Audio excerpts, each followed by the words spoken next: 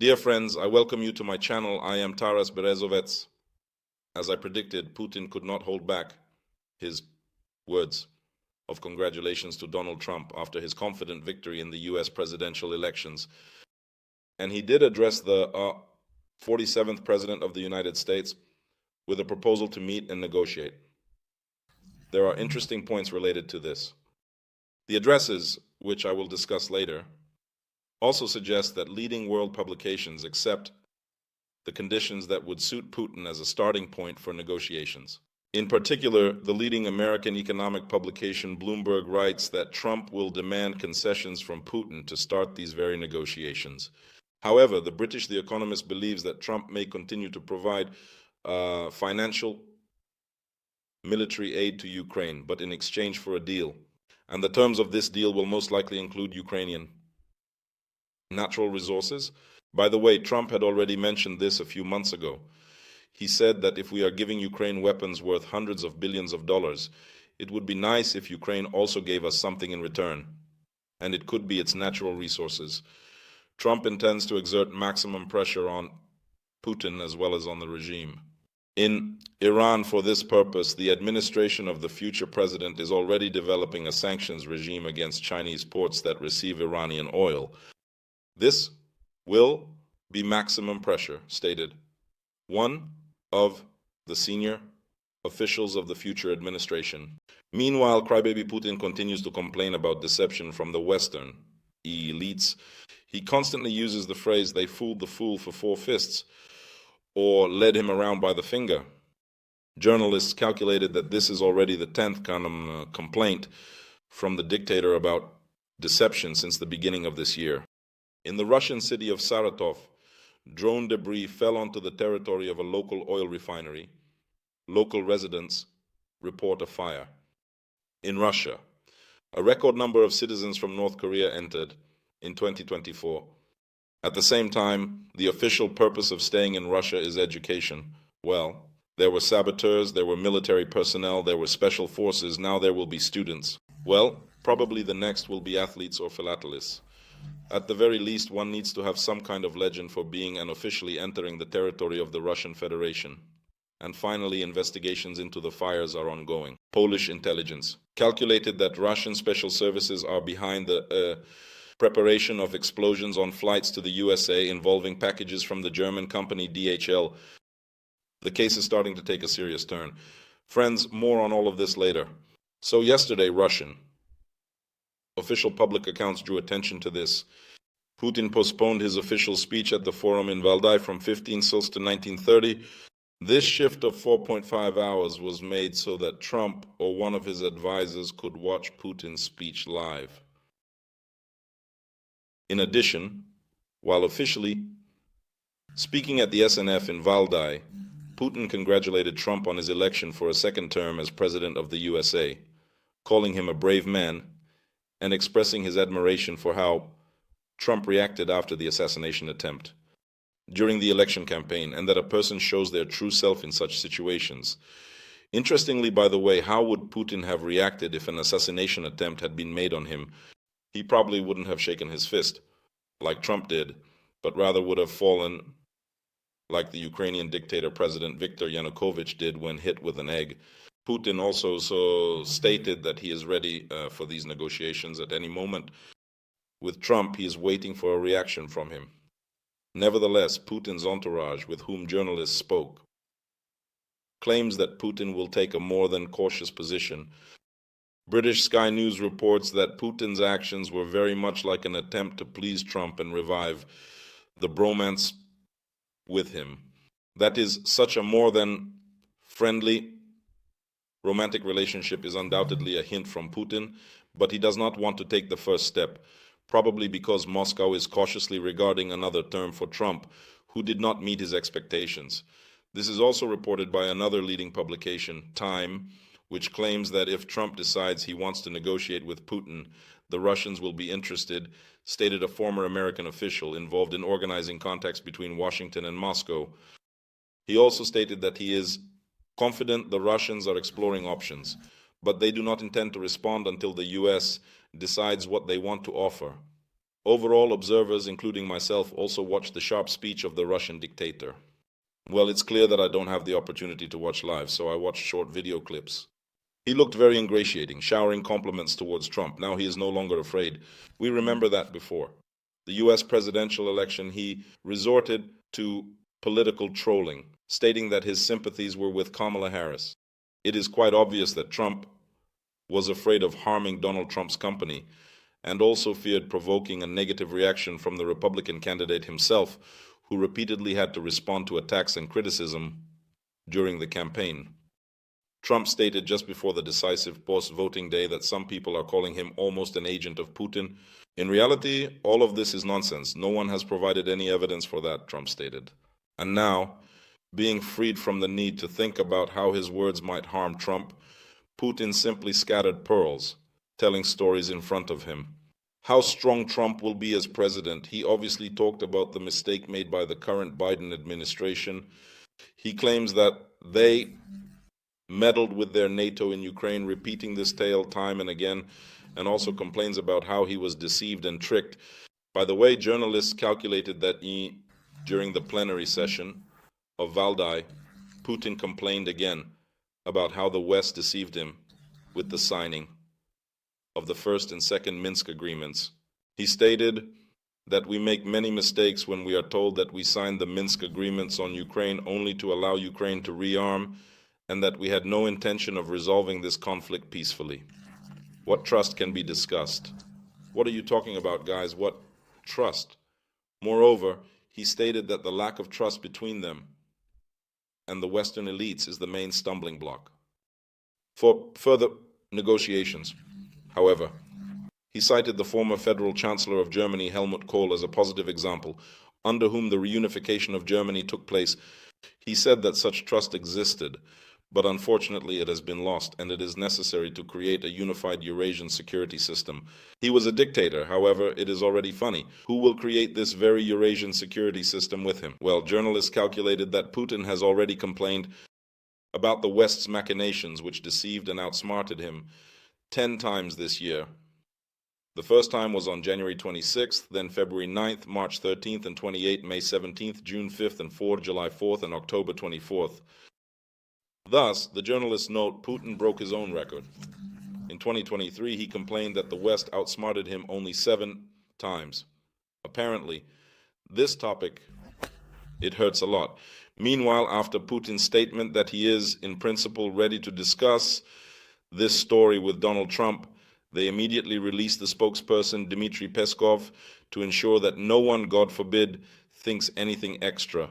And in his typically evasive manner, he immediately began, in essence, to refute the words of his boss. In particular, he stated that Putin's statement about readiness for negotiations with Donald Trump regarding the end of the Russian-Ukrainian war does not mean that Russia is abandoning the goals of the so-called special military operation, which I remind you included denazification, demilitarization of the country, and refusal to join NATO.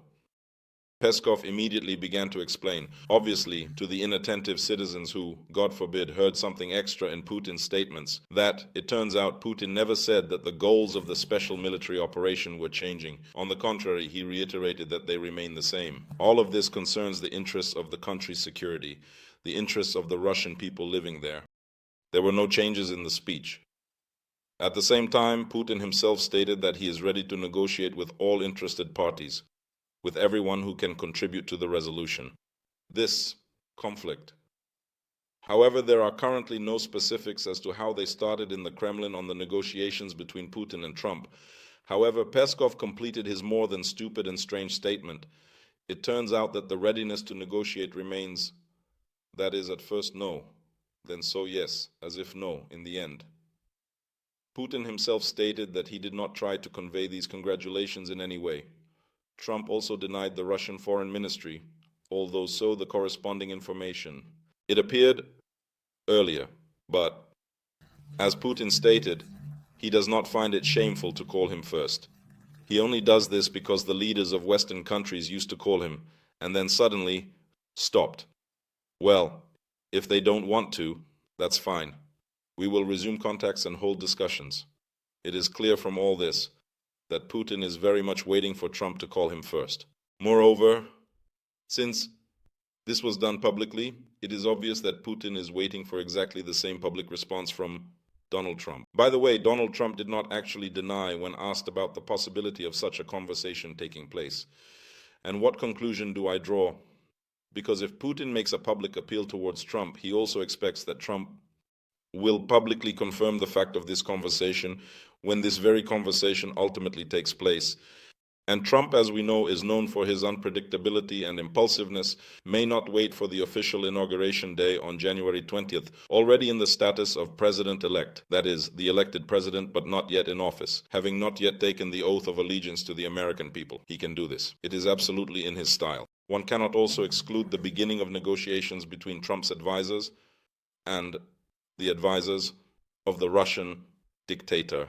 As for the terms of these very negotiations, the beginning today, the world media actively quotes Putin's statement at the Valdai conference, as well as draws conclusions and assumptions about what could be a prerequisite for starting this very deal. In particular, the leading American economic publication, Bloomberg, believes that Trump will be ready to start such negotiations only if Putin makes corresponding concessions. That is, if these are one-sided concessions from the West or Ukraine, such a deal will certainly not interest Trump. To jump ahead, I will say that the leading British publication, The Economist, writes about the compromises and difficult concessions that Ukraine may have to make. So what might Trump ultimately demand from Putin? Interestingly, Putin's speech at Valdai, which he postponed by 4.5 hours, coincided with the meeting of EU leaders that took place in Budapest. I remind you, Hungary is currently presiding over the European Union, and Viktor Orban, like an electric broom, is actively trying to sell himself as a mediator in these very negotiations. All the time, I remind you, he was quick to act, being the only one of the European leaders to go.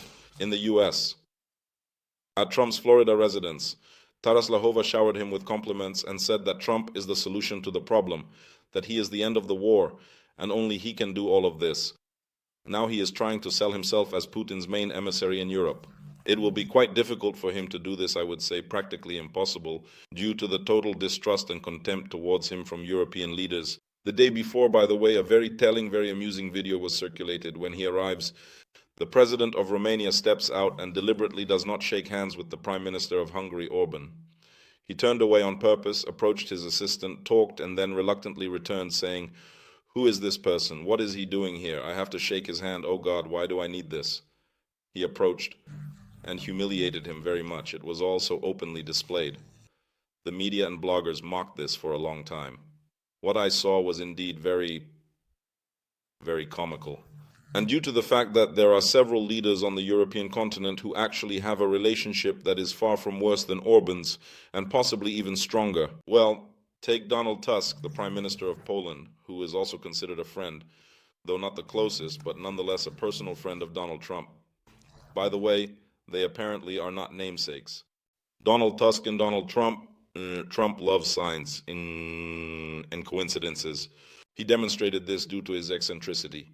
Therefore, considering Poland's weight on the world stage and the fact that Poland undoubtedly plays a more important role on the European continent, yes, after all, it is simply stronger both militarily and politically and economically, of course, for Trump. Donald Tusk appears to be a much more attractive figure than Viktor Orban, who is unwanted, toxic, and extremely unpopular in Europe. Well, I will repeat once again, let's not forget about Trump's eccentricity and unpredictability, whatever might come to his mind. No one knows, including Trump himself, who, by the way, promised in the heat of the election campaign to end the war in Ukraine in 24 hours. There is a saying, a boy said, a boy did. He wanted, he took the word. After all, Trump did not specify which exact 24 hours. If he decides to conduct these negotiations in 2 to 3 months, 4 to 5 to 6, it's unclear how long. He is also a Moscowite. 24 hours, after all, we resolved everything in one day. I kept my promise. Meanwhile, regarding the possible approach that the Trump administration will adopt in negotiations with the dictator Putin, one informed high-ranking official reported that Trump made it clear that he could not only force Ukraine to make concessions, but also that Putin would get nothing in return. In other words, Trump wants corresponding concessions from the Russian dictator, somehow to return the occupied territories, somehow to abandon their demands, somehow, even if there is a freeze along the front line, it does not mean that Ukraine and the West will recognize the Russian seizure of these territories. In other words, there is certainly no talk of recognizing the Russian status of Crimea, Donbass, Zaporizhia, and Kherson regions. Well, and something more. What exactly Trump will demand? In fact, I will repeat, even Trump himself does not know. By the way, he had a super busy day. On November 6th, he communicated, you think, with the figure of 70 world leaders, even if you break it down? Well, at most, if a person sleeps 6 hours, they have 18 left, plus there is time for some personal matters. One needs to eat, after all, leaving about 14-15 hours. And in those 14-15 hours, he conducted negotiations, not just casual talks, hello, goodbye, but negotiations which should have taken at least 2-3 minutes with 70 world leaders. This indicates that a person at 78 years old still maintains enormous productivity. But most importantly, Trump announced that he intends to finally communicate with Putin. I think we will talk, said Guy, the 47th president, in an NBC interview. Well, and all of this may happen. Well, moving on to the possible pressure on Ukraine and what Trump might want from it. In this case, it is not about what the Wall Street Journal wrote the day before. It is not about abandoning NATO, but, as The Economist writes, the key demands Trump will likely have regarding Ukraine after taking office as President of the United States will concern access to its natural resources. Journalists from The Economist suggest. I add that values and liberalism will be of interest to Trump as a last priority. Ukraine, in any case, must, from Trump's perspective, repay him with something. But what can it repay with? I will repeat once more, these questions are more for Trump. The maximum pressure that Putin intends to exert on Trump to start these negotiations also concerns another terrorist country, Russia's partner, Iran. Here, Trump definitely does not intend to take a long time to get started.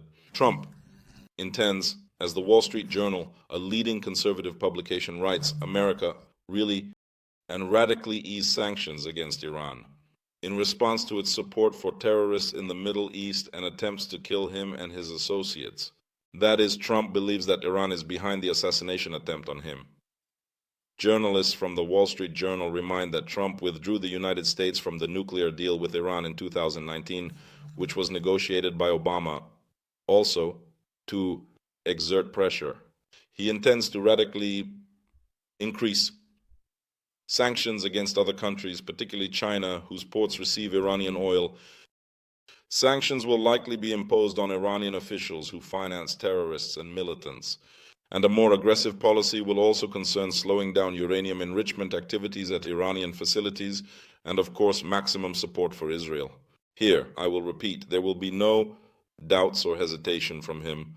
Well, let's finish with the international agenda and talk about Poland completing its investigation, as stated by the spokesperson of the Polish National Prosecutor's Office, Przemysław Nowak, the Special Services. Polish investigators have established that Russian special services were likely preparing explosions on DHL cargo flights heading to Canada and the United States. Then, in July, there were fires and explosions in warehouse facilities in Poland, Germany, and the United Kingdom. Poland believes this was initially part of a larger. The Russian embassy in Warsaw, of course, did not respond to journalists' inquiries. However, according to Novak, Polish special services have already issued a wanted notice for 2 citizens of the Russian Federation and have detained 4 citizens of Ukraine in connection with this investigation, who apparently collaborated and worked in the interests of the Russian Federation's special services. According to the Polish prosecutor's office, packages filled with explosive incendiary substances were sent from Vilnius, the capital of Lithuania. Finally, a record number of North Koreans have arrived in the territory of the Russian Federation. In just the third quarter of 2024, 3,700 citizens of North Korea entered Russia, indicating that the purpose of their trip was education. It is interesting how many of them were special forces and military pool mercenaries from North Korea. The publication Medusa also points out that In 2019, 3,200 people left North Korea for Russia, indicating that the purpose of their trip was education. We can only guess how many there will ultimately be by the end of this year, but the number will clearly be more than 10,000. And finally, in the Russian city of Saratov, debris from drones fell on the night of October 8th. Residents of the city say that at the local oil refinery in Pozar, in particular, a drone hit a fuel oil tank on the territory of the oil processing plant and one of the special oil processing units of Rosneft. This is reported by the Russian source service of PPSI. There is also information that the enemy is actively redeploying its long-range strategic aviation and conducting maneuvers involving Russian bombers, which may indicate preparations for a missile strike on Ukraine in the coming days and possibly even the weekend. We will continue to monitor this and other situations. Friends, thank you for watching this video. You responded very actively to our call, and we have less than 10,000 left. Just a symbolic number, less than 10,000 to 1 million subscribers. Together with you, I am sure we will reach this number already in the coming days. Subscribe to the channel, friends. Like, share, and comment on this video to promote it on YouTube. Thank you to all partners, sponsors, and friends of the channel for your invaluable support. Take care of yourselves. Wishing you a quiet evening. Glory to Ukraine, glory to the armed forces of Ukraine, glory to the Ukrainian Special Forces, glory to the Territorial Defense Forces. This was Major Taras Berezovets of the Ukrainian Army. Until we meet again.